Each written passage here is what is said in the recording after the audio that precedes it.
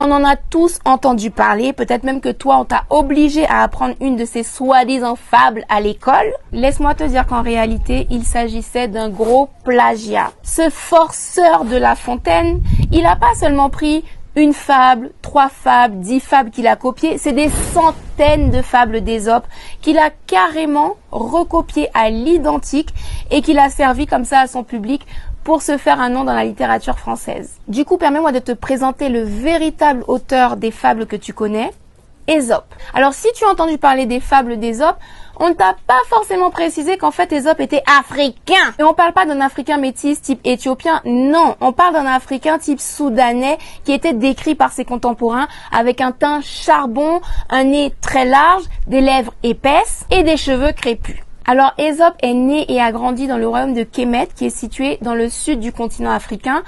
Et là encore, quand je parle du sud du continent africain, on parle de la version africaine de l'orientation du monde. Encore un autre mensonge appris à l'école qu'il me faudra défaire.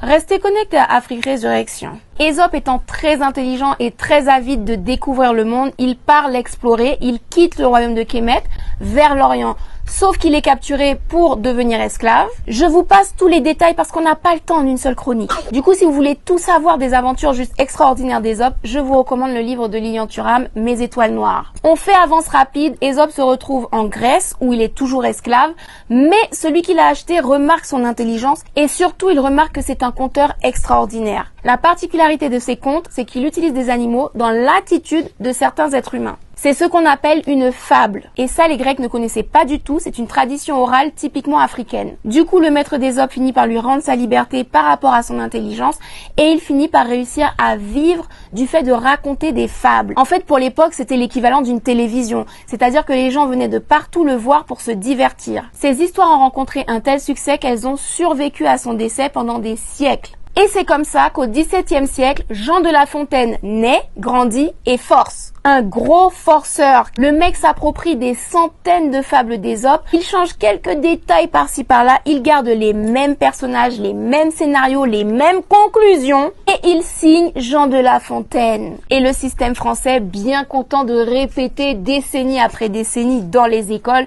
que Jean de La Fontaine est un héros de la littérature française. Garde bien en tête que Ésope a vécu en moins 700 et que Jean de La Fontaine a vécu au XVIIe siècle. C'est-à-dire un écart de 2300 ans. Donc tu te doutes bien qu'à l'époque de Jean de La Fontaine où il n'y avait ni télévision ni internet pour pouvoir exposer le plagiat, eh ben toutes ces signatures de fables sont passées crème et on lui a accordé ce crédit alors qu'en réalité il n'a absolument